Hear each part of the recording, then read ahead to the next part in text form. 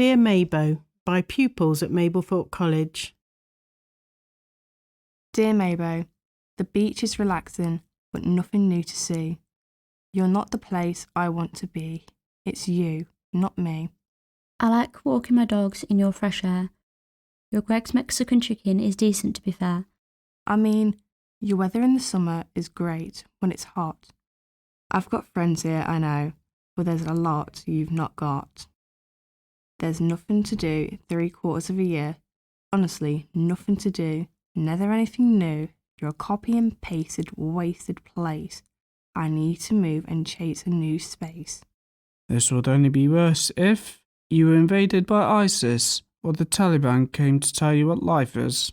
Or you put zombies in charge of your horror-style high street. Or a bomb exploded so you could be new. No repeat. I've got some ideas if you're willing to listen. Bring a JD, a home bargains, and give in. Bring something more modern, more up-to-date, yeah? Shopping centres, food places, just anything, yeah? Even Burger King is hidden in Haven, and it's really expensive, but hardly worth investigating. So Mabo, Can you change though? I don't know. I hope so. Dear Mabo, do so, or I'll go.